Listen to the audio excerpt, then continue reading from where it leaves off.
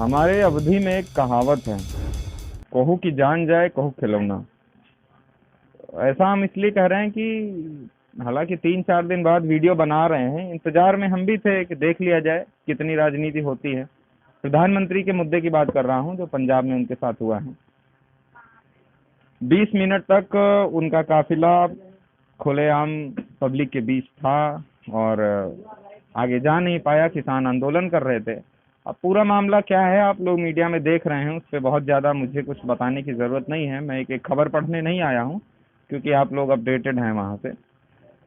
मैं इंतज़ार में था कि कितनी पॉलिटिक्स इस पे हो सकती है और कितनी की जाती है। हालांकि शुरुआत में भाजपा एक हिस्से तक पॉलिटिक्स करती गई इस पर, लेकिन बाद में फिर ब्रेक लगाया, जो भी कारण रहे हो। अभी उतना ज़्यादा बयान नहीं देखने को मिलते इस पे। हालांकि मायावती जी इस मामले में प्रधानमंत्री के साथ खड़ी दिखाई दी, तो कांग्रेस पार्टी का जो इस पर प्रतिक्रिया रही वो उतनी संतोषजनक नहीं रही। और पंजाब के बारे में भी आप लोगों ने देखा। मुझे किसी का पक्ष लेना या खिलाफ बोलना नहीं ठीक लगता। आज हम एक लोग से बात कर रहे हैं, ब्रजेश अवस्थी जी हैं हमारे साथ। तो सर, पहले इस मामले में आप क्या विचार रखते हैं? प्रधानमंत्री जी के साथ ये जो घटना हुई, इसमें आप किसको दोषी मानते हैं?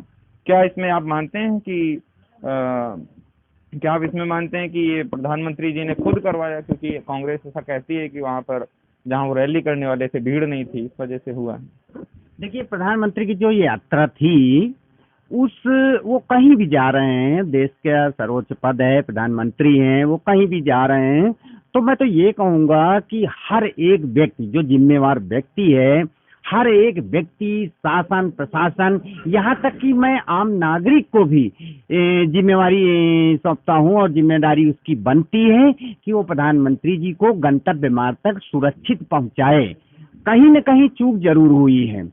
और जो राजनीतिक बातें हो रही हैं कि वो ये किए, वो किए, वो वहाँ भीड़ नहीं थी इसलिए इसको पोस्टपोन किए, मैं इसको नहीं मानता। इसको मैं नथिंग मानता हूँ। भाई वो जा रहे हैं, किसी भी यात्रा में वो जा रहे हैं, तो मैं तो ये कहूँगा कि प्रत्येक नागरिक की, शासन प्रशासन पहले, उसके बाद प्रत्येक नागरिक की जिम्मेवारी होती है और ये जिम्मेवारी हर स्टेप से फेल ओवर दिखी। जब प्रधानमंत्री जी अपनी रैली में जहां पर वो संबोधित करने जा रहे थे वहां नहीं जा पाए, तो उसके बाद वो वापस बठिंडा एयरपोर्ट पर आए और उन्होंने कहा कि अपने मुख्यमंत्री को धन्यवाद कहिएगा, मैं जिंदा लौट आया। आपको नहीं लगता उनके इस स्टेटमेंट ने जितना वोट वो उस रैली में जाकर के बटोरते, उस जनसभा में बटोर पाते, उससे ज्यादा उन्होंने इस स्टेटमेंट से बटोर? देखिए, ये ब्लेंडर मिस्टेक कही जाएगी। अगर उन्होंने इस बात को कहा कि अपने मुख्यमंत्री चन्नी से कहिएगा कि मैं जिंदा वापस जा रहा हूँ, उनको धन्यवाद कहिएगा, तो ये अतिशयोक्ति नहीं थी, वो उनकी जिम्मेदारी थी। सर, पता लगा कि चन्नी ने फोन भी नहीं रिसीव किया, तो ये तो एक जघन्य अपराध था। भाई ये उनकी जिम्मेदारी थी। उनके यहाँ प्रधानमंत्री आए हुए हैं, उनको कैसे व्यवस्था करना है, कैसे क्या करना है, ये उनकी जिम्मेवारी थी और उसको जो है बाखूबी निर्वहन नहीं किया गया। इसमें कोई राजनीतिक मसाला नहीं तैयार करने की जरूरत है।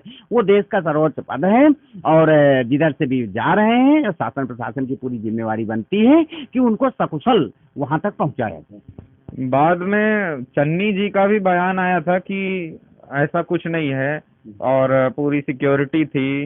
अब उसके बाद उनसे ज्यादा बेतुका बयान नवजोत सिंह सिद्धू ने दिया, गोली चली तो नहीं, कुछ हुआ तो नहीं।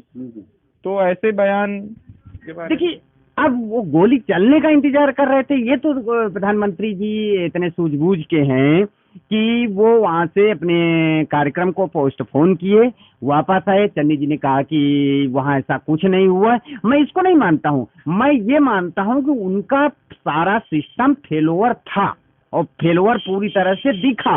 भाई वो जहां जा रहे थे वो गंतव्य मार्ग तक सुरक्षित पहुंचते और उसके बाद वहां से सुरक्षित आते, तब तो मैं मानता कि उनकी व्यवस्था एकदम चाक चौबंद थी। लेकिन ये तो पूरा सिस्टम फेलोवर दिख रहा है ना, इसमें बयान कोई दे रहा, क्या बयान दे रहा, ये माने नहीं रखता। मुझे लगता है कि अगर इस पर कांग्रेस नेतृत्व का, ऊंचे पद के नेताओं का, चाहे फिर वो सोनिया गांधी जी हों या राहुल गांधी हों या प्रियंका जी हों, उनकी तरफ से अगर मोदी जी के पक्ष में कुछ बयान आया होता और जो बेतुकी बयानबाजी, जो गलत बयान, जो गलत बातें कही गई हैं, उस पर अगर कोई कार्रवाई की जाती, तो मुझे लगता है कि कांग्रेस नेतृत्व का, ऊंचे पद के नेताओं का, चाहे फिर वो सोनिया गांधी जी हों या राहुल गांधी हों या प्रियंका जी हों, उनकी तरफ से अगर मोदी जी के पक्ष में कुछ बयान आया होता और जो बेतुकी बयानबाजी पंजाब कांग्रेस की तरफ से हुई है, चाहे वो सिद्धू हो या चन्नी हो, ऐसी ना हुई होती तो देश की जनता उनके बयान को थोड़ा सपोर्ट करती। क्योंकि भूलना नहीं चाहिए इंदिरा के साथ जो हुआ और राजीव जी के साथ जो हुआ, वही स्थिति अगर वर्तमान प्रधानमंत्री के साथ भी होती, मतलब वो परिवार जिसने खुद ये सारी चीजें झेली हैं, उसके बाद भी ऐसा बेतुकापन दिखाता है, लापरवाही दिखाता है, ये चीजें गलत। देखिए, ये पक्ष विपक्ष की बात है, वो विपक्ष के हैं, उनको कुछ ना कुछ बोलना है, उनको तो कुछ ना कुछ मसाला चाहिए बोलने के लिए। मैं ये नहीं कहता हूं कि वहाँ क्या हुआ क्या नहीं हुआ, लेकिन इसमें सबको साथ देना चाहिए। ये तो जैसे आप बात बताए कि सोनिया गांधी की या प्रियंका गांधी या कांग्रेस या किसी व्यक्ति विशेष की बात, वो चाहे सपा हो, चाहे बसपा हो, चाहे कांग्रेस हो, मैं नहीं जानता हूँ, लेकिन इसमें तो एक स्वर से सबको एक बात कहनी चाहिए थी कि व्यवस्था में चूक हुई और इसकी जो है जिम्मेवारी जिसकी थी उसकी जिम्मेवारी पूरी तरह से नाकाम थी। बस एक बात सबको बोलना चाहिए, वो प्रधानमंत्री है, उसमें उस समय कोई राजनीतिक बात नहीं है, उसमें राजनीतिक रोटी सेकने का कोई भी प्रयास ना करे। व्यवस्था में चूक हुई, कैसे चूक हुई, इस बात को लगभग सभी पार्टियों को कहना चाहिए था, केवल एक बात। हालांकि ये बात तो स्वीकार्य है कि पंजाब में चुनाव थे, इसी वजह से कहीं ना कहीं ये कारण रहा, और हो सकता है चुनाव नजदीक है, इसी वजह से प्रधानमंत्री जी का दौरा भी उधर नहीं रहा हूँ। चुनाव पंजाब में भी हैं और उत्तर प्रदेश में भी हैं, और चुनाव की तारीखों का ऐलान भी हो चुका है, और कोरोना के बीच ये चुनाव होने जा रहे हैं। अभी स्थिति हमने देखी है, पश्चिम बंगाल की स्थिति जो थी चुनाव के बाद, वहाँ लगभग हर 2 में से 1 आदमी को कोविड था, और अब वही स्थिति फिर से दोहराने की संभावना है, ऐसा हो सकता है। चुनाव आयोग ने बेशक कुछ प्रतिबंध लगाए हैं, तो इसके बारे में आप क्या कहेंगे? देखिए, जो भी प्रतिबंध लगाए हैं उसका अगर भली भांति समुचित रूप से उसकी जो है पालन किया जाए तब तो बेटर है, नहीं स्थिति भयानक हो सकती है। हम लोग क्योंकि हम मेडिकल लाइन से जुड़े हुए हैं, हम लोग पिछले 6 महीने से लगभग देख रहे हैं कि मास्क और सैनिटाइजर की मार्केट में एकदम बिक्री भी नहीं है और लोग बिल्कुल ऐसे घूम रहे हैं। आगे रैलियां हैं, इलेक्शन है और तमाम भीड़ भाड़ होंगी, इससे स्थिति तो भयानक हो सकती है, इसको नकारा नहीं जा सकता है। और इसमें अगर काफी सूझबूझ और काफी सावधानी नहीं बरती गई तो ये स्थिति लॉकडाउन के ऊपर जाएगी, ये निश्चित है। तो जिस प्रकार से चुनाव आयोग ने कहा है कि आपको प्रचार डिजिटल करना है, यानी रैली नहीं कर सकते, जनसभा नहीं कर सकते, आप वो अपना पावर नहीं दिखा सकते जनता के बीच जा करके, तो ऐसे में अखिलेश यादव जी भी थोड़ा सा चिंतित नजर आते हैं कि भाजपा तो सोशल मीडिया पर पहले से हावी है।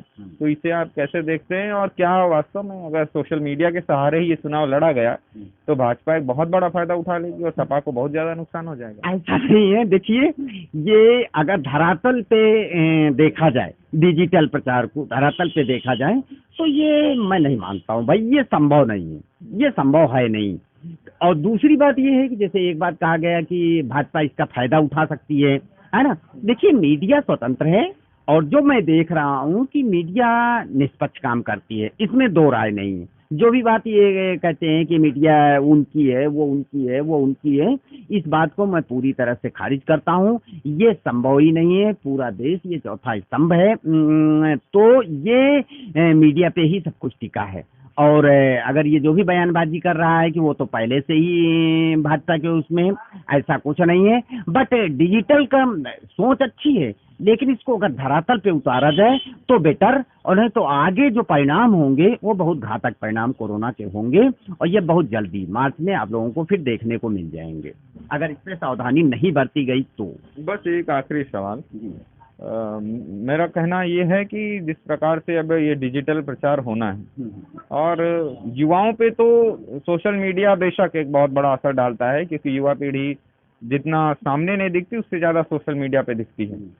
लेकिन क्या आपके आयु वर्ग के जो लोग हैं या जो आपसे सीनियर हैं, उन पर भी सोशल मीडिया का उतना ही असर पड़ता है जितना युवाओं पे पड़ता है? देखिए, इस समय डिजिटल चल रहा है, डिजिटल मीडिया आगे चल रही है, और मैं अब ये मान के चल रहा हूँ 99% कि जिन बच्चों के पास मोबाइल है वो सारा दिन तो कहीं भी हैं, लेकिन शाम को वो अपने परिवार में बैठ के और वो सारी स्थिति को दिखाते हैं और बताते हैं, तो कहीं न कहीं साइकोलॉजिकल प्रभाव पड़ता है। तो मैं इसको मानता हूँ कि डिजिटल प्रचार काफी कुछ खींचेगा, ऐसा नहीं है, काफी कुछ खींचेगा। और अगर इसका अक्षरशः पालन होता है तो मैं तो कहूंगा कि ये मतलब प्रत्येक व्यक्ति के लिए, उस क्षेत्र के लिए और इस देश के लिए बहुत बड़ा वरदान साबित होगा और बहुत अच्छा इसका लाभ मिलेगा।